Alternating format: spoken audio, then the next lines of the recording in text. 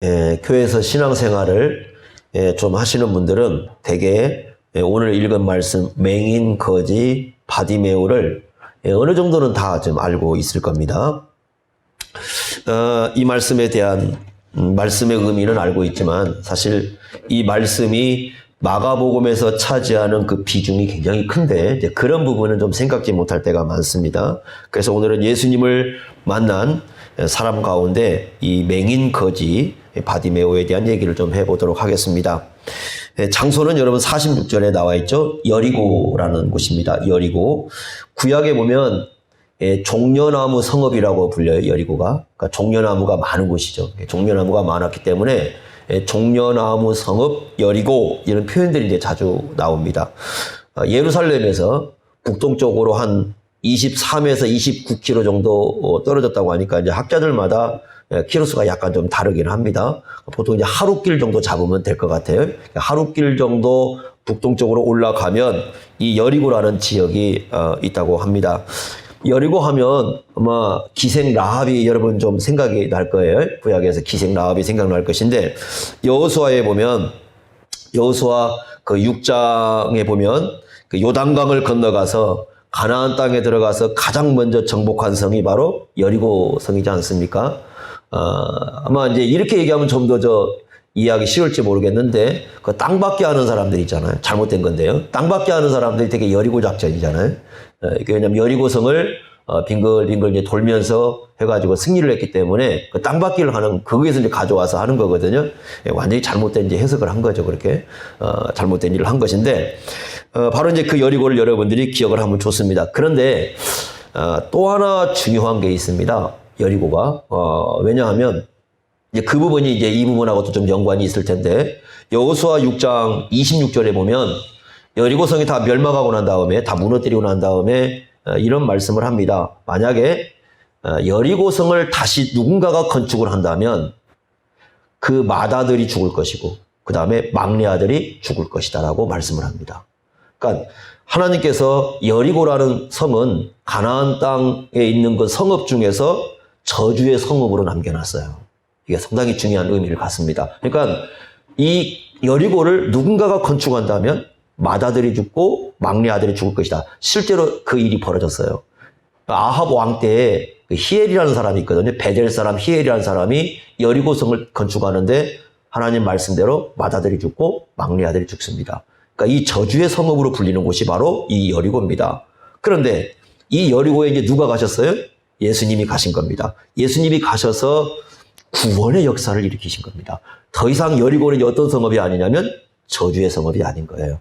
이제 이 저주의 성읍이라는 불리는 그곳에 예수님이 가셔서 구원의 은혜를 베푸심으로 더 이상 이젠 저주가 존재하지 않는 성읍이 되는 겁니다. 그래서 여리고에서 이 일이 발생하는 것은 상당히 중요한 의미를 갖습니다. 여리고에서 또 한 사람이 구원을 받는 사건이 있습니다. 누가복음 19장에 가면 1절부터 10절 우리가 잘 아는 삭개오가 나옵니다. 삭개오가 바로 여리고 사람입니다. 이 여리고에서 구원받는 역사가 나옵니다. 또 한 사람이 바로 누구냐면 맹인 거지 바디메오라는 사람입니다. 이 사람이 또 구원을 받는 역사가 이 여리고에서 일어납니다. 아마 같은 시기에 이 구원의 역사가 일어났을 것으로 보여집니다. 이 사람에 대해서 쓰고 있는 것은 세 가지 표현이죠. 46절에 보시면 이렇게 말씀을 하고 있습니다. 첫 번째는 이 사람은 디메오의 아들이다. 그래서 바디메오 이러지 않습니까? 바라는 말이 아들이라는 말이에요. 그러니까 바디메오 그러면 디메오의 아들이라는 뜻이에요. 원래 이게 그 아람어인데 이게 그래서 이게 이제 여러 가지 이제 학자들 사이에서 이제 견해가 나와요. 실제 이름이 바디메오일 수도 있지만 이름이 아닐 수도 있습니다. 누구 이름을 줄 때 디메오 아들 뭐 이렇게 잘 안 짓거든요. 그러니까 바디메오라는 말은 디메오의 아들 이런 뜻으로서 그러니까 이 사람은 어쩌면 이름이 없을 수도 있어요. 그러니까 이름이 몰라. 우리가 이름을 진짜 이름을 모른다는 거죠. 진짜 이름을 알 수 없는 사람이 바로 이 디메오의 바디메오일 수 있습니다. 그러니까 바디메오는 진짜 이름일 수도 있지만 이름이 아닐 수도 있습니다. 그러니까 제가 볼 때는 이름이 아닐 가능성이 훨씬 많습니다. 그러니까 내가 디메오의 그냥 아들 이렇게만 표현을 해주고 있습니다. 그런데 왜 굳이 디메오를 언급하느냐? 아마 많은 분들이 디메오가 먼저 예수님을 믿었을 것으로 봐요. 그러니까 이 사람 디메오는 초대교회 성도들에게 잘 알려진 사람이에요. 잘 알려졌기 때문에 디메오의 아들 그러면 사람들이 이해를 하는 겁니다. 그래서 디메오의 아들 이런 표현을 쓰고 있는 겁니다. 두 번째는 맹인입니다. 맹인은 잘 아듯이 전혀 사물을 볼 수 없는 사람이죠. 맹인은 앞을 볼 수 없습니다. 눈이 없는 사람이 아닙니다. 눈을 가지고 있지만 못 보는 사람이 바로 눈의 맹인이죠. 그 다음에 이 사람의 직업은 뭡니까? 거지입니다. 이 직업은 거지입니다. 직업이에요. 앞을 볼 수 없는 상황에서 내가 어떻게 살아갈 수 있을까? 세상을. 이 집은 부잣집도 아닙니다. 만약에 디메오가 부자였다면 거지로 두진 않았겠죠. 좀 가난한 집 같아요. 그럼 내가 가난한 사람으로서 이렇게 앞을 보지 못하는데 어떻게 내가 세상을 살아갈 수 있을까 해서 선택한 직업이 바로 뭡니까? 이제 거지라는 직업입니다. 그래서 하루하루를 거지로 살면서 버텨가는 사람입니다. 그렇게 살던 사람입니다. 이 사람을 주님께서 찾아오셔서 눈을 고쳐주십니다. 이게 역사적인 사실입니다. 그런데 그게 역사적인 사실인데 이 말씀을 기록한 것은 단지 역사적인 사실로만 기록해 놓은 것이 아니라 마가복음에서 아까 위치가 중요하다고 했는데 영적인 진리를 담고 있습니다. 왜 그러냐면 52절에 이렇게 말씀했기 때문입니다. 52절 보십시오. 예수께서 이르시되 가라. 그러면서 뭐라고 했습니까? 내 믿음이 너를 구원하였느니라. 이렇게 말씀을 합니다. 여기서 믿음에 대한 얘기를 하는데 어떤 믿음일까? 이 부분을 해석할 때 많은 분들이 어떤 해석을 내리고 있느냐면 이 맹인이 눈을 뜨게 해달라는 소원, 그걸 얘기합니다. 그래서 간절하게 눈을 뜨게 해달라는 그 소원으로서의 믿음이다. 보통 이렇게 생각을 해요. 그리고 그렇게 가르칩니다. 그리고 나서 봐라. 이 사람처럼 우리가 간절하게 하나님께 부르짖고 예수님께 부르짖고 우리가 얻어내야 된다. 이렇게 얘기를 합니다. 굉장히 단순한 생각입니다. 그러면 그러니까 이 말씀을 그러면 이해를 못하고 있는 겁니다. 그렇게 여러분 이 말씀을 이해하시면 이 말씀에 말하고자 하는 바를 정확히 이해를 지금 못하고 있는 겁니다. 내 믿음이 너를 구원했다? 그럼 여기서 구원은 단지 눈 하나 고친 걸 얘기하는가? 그럼 뭐가 복이겠습니까? 이 사람의 진짜 복은 눈 하나 고치는 게 아니에요? 그리고 바로 뭐라고 되어 있어요? 그 다음에 이 사람이 누굴 따르게 되어 있어요? 예수를 따르고 있잖아요. 그러니까 이 사람은 제자거든요. 구원받은 사람이잖아요. 그렇다면 여기서 믿음이나 구원이라는 표현을 단지 눈 하나 고침받은 걸로 표현하고 있지는 않다는 거죠. 그렇게 오해를 하시면 성경을 너무 쉽게 생각할 겁니다. 그런 의미가 아니고 좀 더 여기에는 중요한 의미가 담고 있습니다. 우리가 이제 그걸 지금부터 생각을 해보겠는데 사도행전 26장 18절에 보시면 구원을 이렇게 표현했습니다. 쉽게 좀 이해할 수 있게 표현해 준 거죠. 구원을 표현할 때 어떻게 표현하냐면 그 눈을 뜨게 했다 이렇게 표현하고 있습니다. 눈을 뜨는 것을 뭐라고 표현하냐면 구원이다 이렇게 표현합니다. 그래서 어둠에서 빛으로 들어간 것이 구원이다. 그러니까 구원의 역사를 눈을 뜨는 역사로 표현을 해주고 있습니다. 그러면 우리가 여기서 좀 생각할 것이 뭐냐면 성경적 의미에서 눈을 뜬다는 건 뭘까? 여러분 이게 우리가 복음서를 보면 이 논쟁이 좀 많이 나와요. 성경적 의미에서 눈을 뜬다는 게 뭘까? 자, 맹인은 아까 말씀드린 볼 수 없는 사람입니다. 예전에 어떤 맹인이 밤 늦도록 가르침을 받았어요. 어떤 선생님에게 가르침을 받고 집으로 돌아가려고 하니까 선생님이 맹인에게 등불을 줍니다. 등불을 주면서 조심해서 가거라 이렇게 얘기합니다. 그랬더니 맹인이 어이가 없는 거죠. 왜냐하면 자기는 앞을 못 보는데 등불을 주면서 조심해서 가라고 하니까 굉장히 어이없다듯이 선생한테 묻습니다. 아니 앞을 못 보는 맹인에게 등불이 무슨 소용이 있다고 이걸 주십니까? 이렇게 묻습니다. 그랬더니 스승님이 하는 말씀이 자네는 보지 못하지만 다른 사람이 자네가 든 등불을 보고 피해갈 것이 아닌가 이렇게 얘기를 해주는 거죠. 그랬더니 이 맹인이 스승님의 그 깊은 생각에 감탄을 했습니다. 그리고는 이제 그 등불을 들고 한참 갔는데 어떤 사람하고 딱 충돌을 했습니다. 충돌을 하니까 앞에 오는 사람한테 얘기를 하는 겁니다. 당신 이거 안 보이냐고, 이것도 안 보이냐고 하면서 막 뭐라고 하는 거죠. 등불을 좀 보고 피해 가야지. 그랬더니 앞에 하는 분이 말씀이 당신 등불 꺼져 있다고요. 손에 든 등불 꺼져 있다고. 근데 그게 보인 거예요? 안 보인 거예요? 안 보인 거예요. 불이 켜 있는 것도 안 보이지만 꺼진 것도 안 보이는 거예요. 단지 그냥 앞에서 스승이 켜 있다고 하니까 그냥 들고 간 거죠. 그러니까 맹인이라는 건 뭐냐면 못 보는 거예요. 빛이 있어도 못 보는 겁니다. 내가 뭔가 있어도 보지 못하고 사물이 없는 게 아니에요. 사물이 있어요. 내게 등불이 있습니다. 등불이 있고 들고 있지만 내가 들고 있는 등불조차도 그게 뭔가를 제대로 보지 못하는 사람이 누구냐면 맹인이라는 사람입니다. 자, 이런 거 관계에서 생각해 봅시다. 첫 번째 우리가 그러면 이제 해결해야 되는 겁니다. 눈을 뜬다는 게 뭘까 과연? 우리가 여기서 가르치려고 하는 눈을 뜬다는 게 뭘까라는 첫 번째 의미인데요. 자, 바디메오가 지금 길가에 앉아 있습니다. 47절 보십시오. 길가에 앉아 있었는데 누가 지나간다는 얘기가 듣냐면 나사렛 예수다라는 말을 듣고 누군가가 지금 얘기를 해준 겁니다. 나사렛 예수라라는 얘기를 지금 누군가가 하고 있습니다. 그는 눈은 볼 수 없었지만 귀는 열려 있습니다. 그러니까 수많은 사람들의 얘기를 아마 귀로서 듣고 있었을 거예요. 그 자리에서. 그래서 여러 가지 예를 든다면 우리도 마찬가지 아닙니까? 그 당시에 그 로마라는 나라가 있으니까 로마가 어떻게 했대 뭐 우리도 그러잖아요. 어떤 나라가 어떻게 했대 뭐 그런 얘기할 것이고 우리 이웃집이 어떻대 뭐 그런 얘기 할 거 아니겠어요? 이 사람은 앞은 보지 못하지만 귀는 열려 있었기 때문에 모든 얘기를 아마 듣고 있었을 겁니다. 그걸 우리 그 당시에 뉴스라고 볼 수 있겠죠? 그러나 그런 얘기들이 이 사람의 마음을 사로잡지는 못했어요.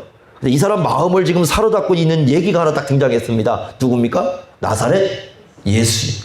나사렛 예수다. 이것은 이 사람의 마음을 지금 사로잡고 있습니다. 이 사람의 마음에 아주 중요한 의미를 지금 부여해주고 있어요. 다른 뉴스거리들 많이 있지만 그건 이 사람에게는 아무 의미가 없었어요. 그런데 나사렛 예수다. 이 얘기는 이 사람에게 상당히 중요한 의미를 부여해주고 있습니다. 누가 이 얘기를 해줬을까? 뭐 주위에 있는 사람이 얘기를 해줬을 겁니다. 그 얘기가 이 사람의 마음과 이 사람의 삶을 지금 붙잡고 있는 것입니다. 지금 앞을 못 보니까요. 예수님이 어디쯤 있는지 모릅니다. 정확히 예수님이 어디 있는지를 모르겠죠. 나사렛 예수라는 얘기는 했지만 예수님이 어디 있는지를 모르니까 알 수가 없습니다. 그렇기 때문에 어떻게 하는 겁니까? 지금 자기를 주목해달라고 소리를 지릅니다. 뭐라고 소리를 지릅니까? 47절에 다윗의 자손 예수여 나를 불쌍히 여기소서. 저처럼 이렇게 안 했겠죠. 어떻게 했겠습니까? 막 소리를 질렀으니까 큰 소리로 막 다윗의 자손 예수야 하고 소리를 짓겠죠. 나를 불쌍히 여기소서 이게 소리를 쳤을 거예요. 그랬더니 사람들이 뭐라고 합니까? 48절에 보니까 많은 사람이 뭐 했다고요? 꾸짖었어요. 소리쳤다고. 잠잠하라. 잠잠하라. 그랬더니 이 사람은 어떻게 했어요? 거기 보니까 더욱 소리를 지른 거예요. 잠잠하기는요. 더욱 소리를 지르서 뭐라고 합니까? 다윗의 자손이여 나를 앞에 하는 말과 어때요?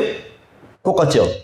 그렇지 않습니까? 지금 47절과 48절에 두 번을 똑같이 예수님을 누구라고 부르고 있습니까? 다윗의 자손이여 나를 불쌍히 여기소서. 반복을 하고 있죠? 의도적입니다. 여기에서 뭔가 지금 드러내려고 하는 게 있습니다. 자, 그는 아까도 말씀드렸지만 눈으로는 볼 수 없었지만 귀로는 들을 수 있었어요. 그러면 예수님의 얘기에 대해서도 여러 가지를 들었을 것입니다. 예수님을 만난 적은 없지만 예수님에 대한 여러 가지를 들었을 거예요. 그분이 하신 일, 그분이 뭐 누구를 만난 일, 그리고 아마 예수님을 만난 사람도 내가 예수님을 만났더니 이런 분이더라. 뭐 그런 얘기들 여러 가지 들었겠죠? 그러면서 점점 그는 이 내부에서요. 뭘 하고 있느냐? 마음에서 예수님에 대한 생각을 정리를 하는 거죠. 예수님에 대한 생각을 정리를 합니다. 그리고 확신을 갖기 시작하는 거죠.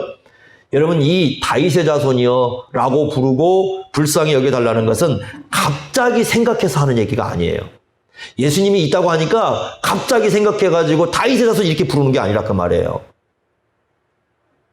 왜냐하면 이거 잘못 부르면 큰일 나거든요. 그리고 남들이 누가 예수님을 그런 분이다라고 말하니까 그래 다른 사람들이 그렇게 얘기하니까 나도 그렇게 불러야지 그렇게 말하는 게 아니에요. 이 사람은 예수님의 얘기를 듣고 자기의 마음속에서 뭘 갖게 되냐면 확신을 갖고 있는 겁니다. 불쌍히 여겨달라는 것은 돈을 달라는 뜻이 아니에요. 지금 이 사람 얘기는. 그렇지 않습니까?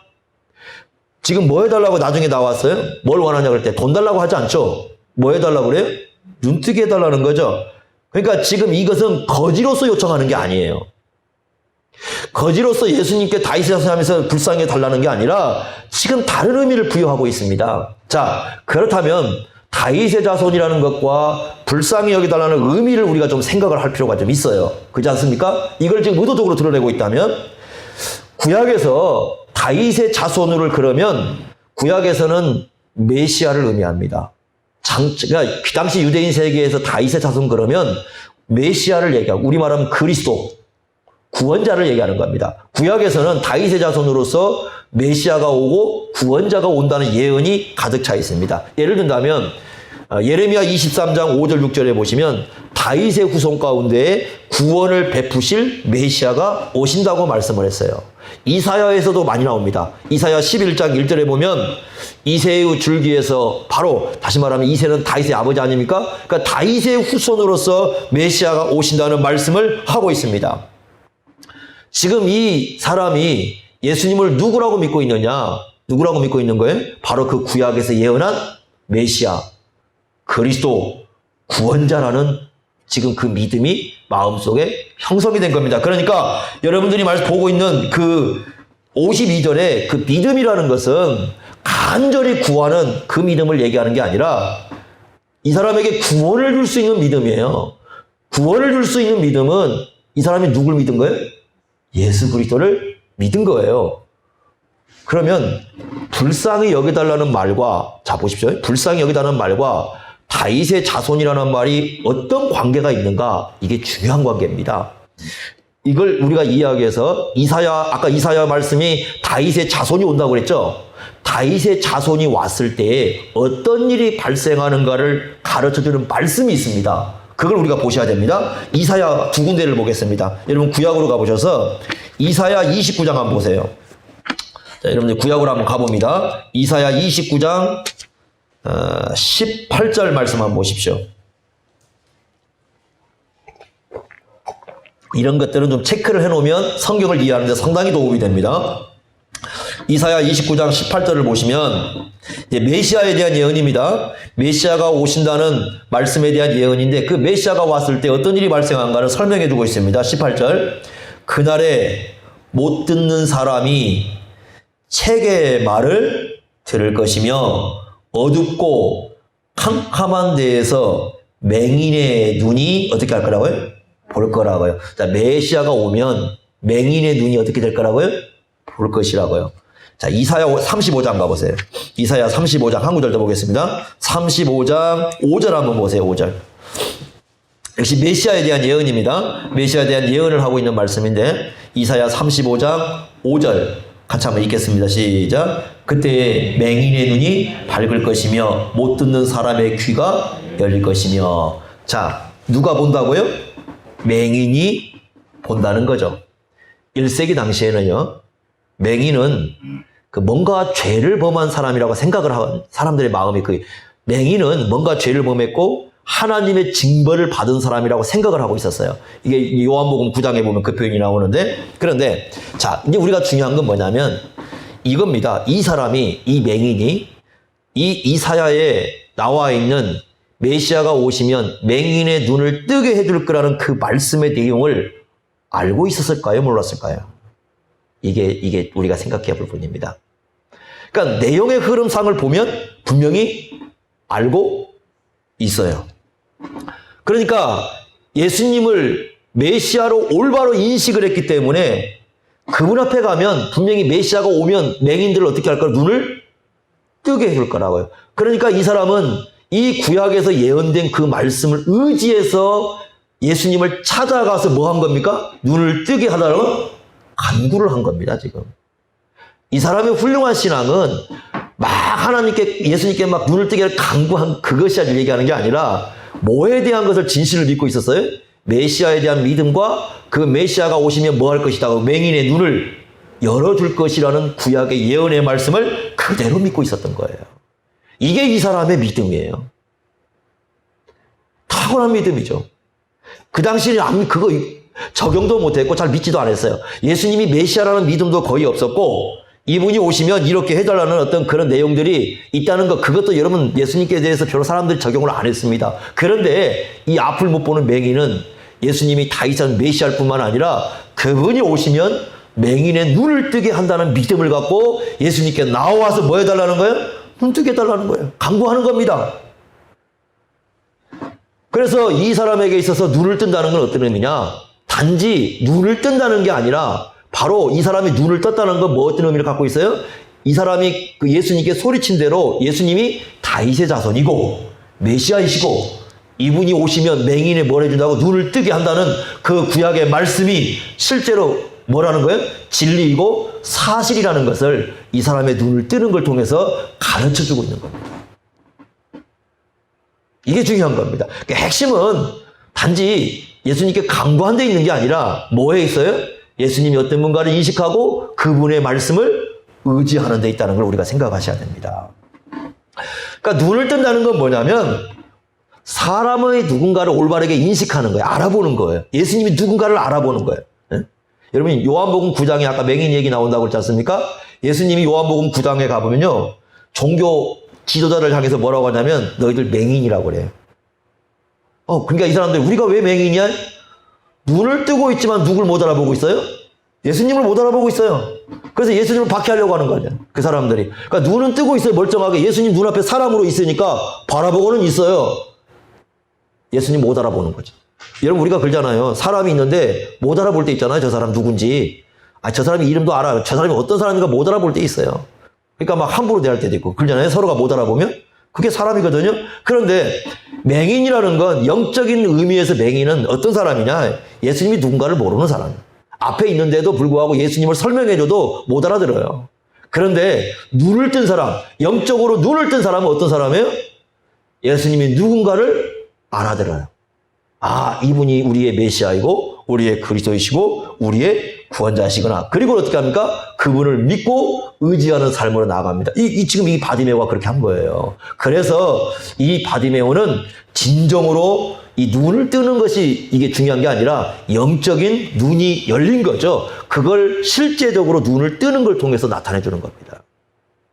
대단한 사람이죠. 이거 얼마나 복된 겁니까? 눈을 뜨냐. 그래서 아까 얘기했지만 사도행전에서 눈을 뜨는 게 구원의 역사다. 어둠에서 빛으로 들어가는 거. 예수님 알게 되는 거. 여러분 세상 사람들에게 예수님을 설명해 보지 모릅니다. 못 알아들어요. 눈을 뜨지 못하면 아무리 예수님을 설명해도 못 알아듣습니다. 왜 예배해야 되는지, 그들은 왜 예수 믿어야 되는지 그걸 모릅니다. 이게 이제 첫 번째 이 사람의 중요한 부분이고, 두 번째는요.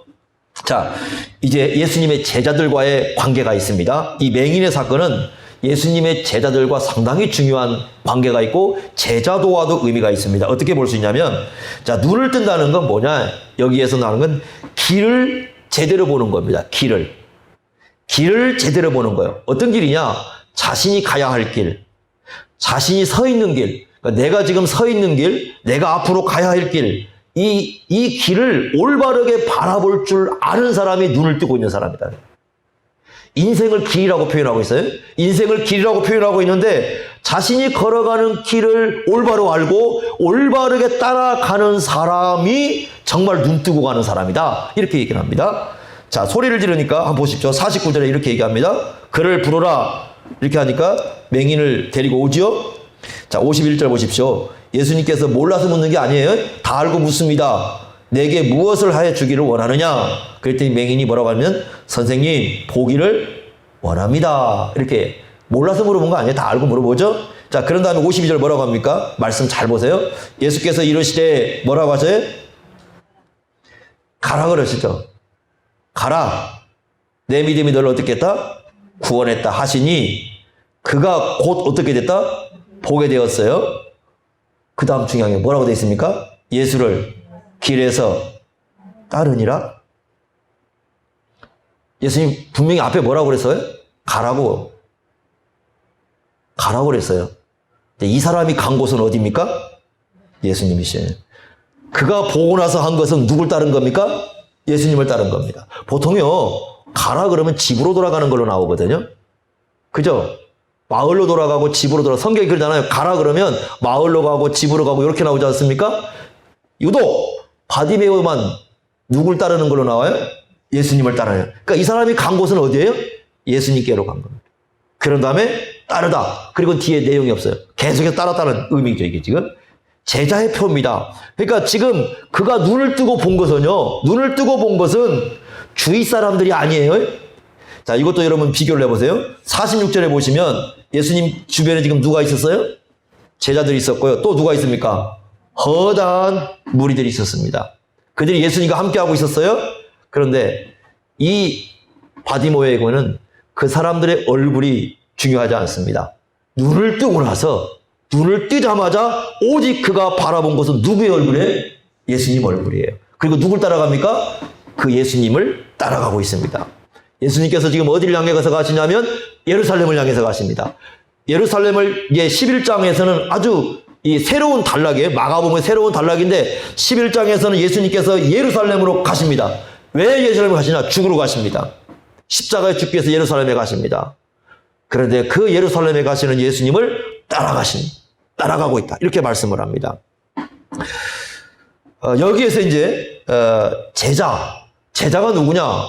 진정한 제자는 누구냐? 그랬을 때 예수님을 따르는 삶을 살아가는 사람이다 라고 가르쳐 주고 있습니다. 그러니까 눈을 뜨는 사람 핵심, 이 눈을 뜬다는 건 뭐냐? 그래서 길을 보는 건데, 예수님이 가시는 길을 보고 그 예수님이 가시는 길을 함께 가는 사람이 어떤 사람이다? 눈을 뜬 사람이다. 인생에는 수많은 길이 있습니다. 수많은 길이 있고 그 길 중에 하나를 선택합니다. 어떤 한 사람이 세상에 존재하는 모든 길을 갈 수는 없어요. 이 세상에서 어느 길을 한 길을 선택해서 가야 됩니다. 그런데 맹인의 길을 걸어가는 사람이 있고 눈을 떠서 걸어가는 사람이 있다. 눈을 뜨고 걸어가는 사람은 어떤 사람이냐? 모든 삶에서 그 사람이 어디에 살든지 무엇을 하든지 누구를 따르는 길을 가는 사람이다? 예수를 따르는 길을 걸어가는 사람이다. 이렇게 말씀을 합니다. 그렇다면 예수님을 따르는 길을 알아야 됩니다. 눈을 뜬 사람이라면 내가 예수님을 따라서 산다는 것이 무엇인가? 그것을 알아야 우리가 예수님을 올바로 따라서 살 수 있는 것이죠. 자, 이 말씀을 우리가 해결하기 위해서 이 말씀이 어떤 문맥에서 주어진 말씀인가를 우리가 생각을 해야 됩니다. 우리 성경에는 이 동그라미를 이렇게 따로따로 쳐놔가지고 이걸 달리 이렇게 읽을 때가 많아요. 이걸 한번 여러분들이 지어보시고 연결을 시켜 보십시오. 어디부터 연결을 시켜야 되냐면, 자, 32절부터 연결을 해 보십시오. 이게 10장 32절부터 45절까지가 이 말씀을 또 해결하는 열쇠입니다. 자, 어떻게 우리가 이해를 해야 되냐면 32절에 보십시오. 예수님이 어디에 가신다고요? 예루살렘으로 가신다. 자, 예루살렘으로 가십니다. 예루살렘으로 가시면서 뭐라고 말씀하시냐면 33절 보십시오. 이렇게 말씀합니다. 보라, 우리가 예루살렘에 올라가노니 인자가 대제사장들과 서기관들에게 넘겨짐에 그들이 죽이기로 결의하고 이방인들에게 넘겨주겠고 그들은 능욕하며 침뱉으며 채찍질하고 죽일 것이나 그는 3일 만에 살아나리라 하시니라. 지금 예수님이 뭘 가르치냐면 십자가와 부활에 대해 설명해 주시죠. 예루살렘에 뭐하러 간다? 죽으러 간다. 십자가에. 그리고 거기서 뭐 할 것이다? 부활할 것이다. 그런데 예수님께서 이렇게 십자가와 부활을 가르치고 있는데 35절에 뚱딴지 같은 사람이 하나가 등장을 합니다. 35절 보세요. 세베대의 아들 야고보와 요한이 예수님 앞에 나옵니다. 마태복음 20장 21절에는 두 사람의 어머니가 나왔다고 그래요. 어머니가 두 아들을 데리고 나와서 요청을 했다고 나옵니다. 뭐 같은 내용입니다. 자, 뭘 요청하느냐? 37절 보십시오. 여짜오되 주의 영광 중에, 지금 예수님이 뭐하러 간다고 생각하고 있는 거예요? 영광을 받으러 간다고 생각하고 있어요. 예수님은 지금 뭐 얘기했습니까? 죽으러 간다고 했는데 이 사람들은 예수님을 뭐하러 간다고 생각하고 있는, 자리를 올라가기 위해서 간다고 생각을 하고 있는 겁니다. 지금 예수님과 생각이 어때요? 완전히 달라요. 그러죠? 그래서 이 사람들이 뭘 구하고 있느냐? 뭘 구하고 있습니까? 37절 보니까 하나는 누구의? 주의 우편에, 하나는 좌편에. 욕심도 많죠? 예수님 지금 예루살렘에 가서 높은 자리에 올라갈 것인데 하나는 좌편, 하나는 우편, 제 두 아들 여기 앉혀주십시오. 이렇게 얘기를 합니다. 높임을 받고 으뜸이 되는 길을 추구하고 있습니다. 그랬더니 41절 보십시오. 나머지 10명의 제자가 야고보와 요한에 대해서 뭐 하고 있습니까? 화를 내고 있습니다. 왜요? 다 똑같은 생각하고 있다는 것이죠. 제자들이. 무슨 뜻이겠습니까? 제자들이요, 예수님께서 예루살렘에 가는데 같이 길을 가고 있지만 예수님의 마음과 예수님의 생각과는 전혀 달라요. 이건 예수님과 함께 가는 길이 아니라는 거예요. 예수님의 마음은 십자가에 있었는데 이 사람들은 어디에 있어요? 영광에 있고요. 예수님의 마음은 다른 곳에 있는데 이 사람들 완전히 다른 쪽에 있는 거예요. 자, 그 다음에 또 뭐가 문제가 되는가 보세요. 어떤 마음이 문제가 되는가? 42절 보세요. 42절 이렇게 예수께서 이제 불러다가 다 얘기합니다. 이방인의 집권자들이 그들을 임의로 주관하고 그 고관들이 그들에게 권세를 부리는 줄 너희가 알거니와. 다시 말해 이런 말이죠. 지금 제자들의 마음은 누굴 닮았어요? 이방인의 집권자 고관들 마음을 닮은 거예요. 예수님 마음이 아니라는 겁니다. 지금 예수님과 함께하고 있지만 예수님 마음이 아니에요. 이 사람들은 지금 누구의 마음이냐면 세상 집권자들의 마음을 갖고 있는 거예요. 그 집권자들의 마음은 어떤 마음이냐? 섬김을 받으려고 하는 거예요. 으뜸이 되려고 하는 겁니다. 영광의 자리에 가서 으뜸을 받고 섬김을 받으려고 하는 그 마음을 갖고 있어요. 예수님과는 완전히 다릅니다, 지금. 그러죠? 그래서 43절, 44절에 뭐라고 말씀해요? 크고자 하는 자는 섬기고 으뜸이 되고자 하는 자는 종이 되라. 자, 그 다음에 45절 이렇게 말씀합니다. 45절 같이 한번 읽어보겠습니다. 시작. 인자가 온 것은 섬김을 받으려 함이 아니라 도리어 섬기려 하고 자기 목숨을 많은 사람의 대성물로. 이게 예수님 마음입니다. 예수님 마음은 섬김을 받으려고 하는 게 아니라 지금 뭐 하려고 하는 거다? 섬기려고 하는 거다. 이건 어떤 마음이다? 십자가에서 죽는, 대속물이라는 건 십자가에 죽는 걸 얘기하는 겁니다. 십자가에서 내가 지금 죽으려고 하는 것은 바로 그런 섬김을 위해서 지금 내가 걸어가는 것이다. 이렇게 말씀합니다. 예수님 말씀이 이런 거예요. 너희들은 지금 예수님과 함께 길을 가고 있지만 마음은 전혀 누구의 마음이 아니라 예수님 마음이 아니고 어떤 사람들의 마음을 갖고 있어요? 세상 사람들의 마음을 갖고 있어요. 그들은 맹인입니다, 지금. 제자들은. 예수님을 따르고 있지만 다 맹인들이에요. 예수님이 가는 길을 제대로 못 보고 있습니다. 그러니까 진정한 의미에서 이 사람들은 예수님을 따라가고 있지 않아요. 자, 그 앞에 또 하나 사건 봅시다. 9장 한번 가보세요. 9장 30절에도 이 말씀을 지적해 주고 있습니다. 한번 보십시오. 9장 30절에 그곳을 떠나 갈릴리 가운데로 지나가실 때 예수께서 아무에게도 알리고자 아니하시니 31절 보십시오. 이는 제자들을 가르치시며 또 뭐라고 말씀하시냐면 인자가 사람들의 손에 넘겨져 죽임을 당하고 죽은 지 3일 만에 살아나리라는 것을 말씀하셨기 때문이더라. 이렇게 말씀하시면서 32절 보십시오. 그러나 제자들은 뭐라고 되어 있습니까? 이 말씀을 깨닫지 못하고 묻기도 두려워하더라. 지금 뭘 못하고 있어요? 깨닫지를 못하고 있어요. 뭘 얘기했는데? 십자가와 부활을 얘기했는데. 자, 여기에서 이제 우리가 두 번째 답이 나옵니다. 눈뜬 사람과 맹인의 차이점이 뭐냐? 맹인은 예수님의 십자가와 부활의 의미를 모릅니다. 눈뜬 사람은요, 십자가와 부활의 의미를 압니다. 맹인은 예수님의 십자가와 부활을 모르기 때문에 십자가의 정신을 가지고 살지를 않습니다. 교회에 와서 열심히 신앙생활해도 십자가 정신이 없어요. 그러나 눈뜬 사람은 십자가 정신을 따릅니다. 그 당시에 많은 사람이 예수님을 따른다고 했지만 실제로는 예수님을 따르지 않는 사람들이 많았습니다. 심지어 누구까지도요? 제자들까지. 왜요? 예수님이 가진 생각과 예수님이 가진 마음과 전적으로 다른 마음을 갖고 따르고 있습니다. 예수님은 십자가를 향해서 가는데 영광을 바라보고 있고, 예수님은 섬기고 있는데 자기들은 뭐 하려고 하고 있어요? 으뜸이 되려고 하고 있고요. 완전히 예수님과 다른 길을 걷고 있습니다. 이것이 바로 제자도로서 길을 걷는 사람의 문제덩어리라는 것을 가르쳐주고 있습니다. 그래서 바디메오를 통해서 진정으로 예수님을 따라가는 길은 어떤 길이냐? 눈뜬 사람의 길은 예수님이 가시는 길을 알고 그 길을 함께 가는 사람이에요. 앞뒤 문맥으로 그래서 예수님을 따라가는 길을 놓으시고 바로 이 말씀을 설명해 주는 거예요. 눈을 떠나 좀 제발 눈을 떠서 예수님이 가시는 길을 좀 바라봐라.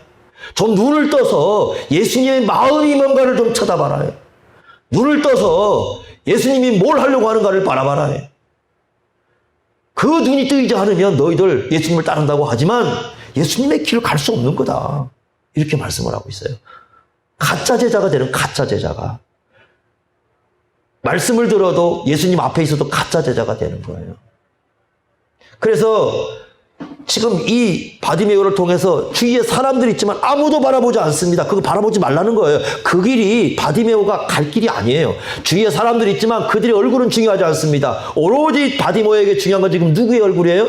예수님의 얼굴이고 그분을 따라가는 길이야말로 이게 정말 제자의 길이라는 것을 이 바디메오를 통해서 가르쳐 주시는 거. 이게 정말 예수님을 구원자로 믿는다면 그렇게 길을 걸어가지 않겠느냐라고 가르쳐 주고 있는 게 바로 이 사건인 거예요. 예수님의 그래서 제자의 삶은 어떤 삶이냐? 이렇게 얘기할 수 있습니다. 예수님의 십자가를 삶으로 그려내야 돼. 우리의 삶으로. 우리의 삶으로 십자가를 그려내야 되는데 어떻게 그려내느냐? 섬김으로 그려내는 거예요. 섬김으로. 여러분 섬김 그러면 우리가 교회에 와서만 생각하시면 안 돼요. 예수님 말씀은 단지 교회를 얘기하는 것만은 아니에요. 집에 가셔서 이런 거 있습니다. 우리 위치가 있잖아요. 나는 아버지로서 자녀들을 어떻게 섬길 건가? 자녀들은 자녀로서 어떻게 우리 가족을 섬길 건가? 내가 섬길 수 있는 게 뭘까?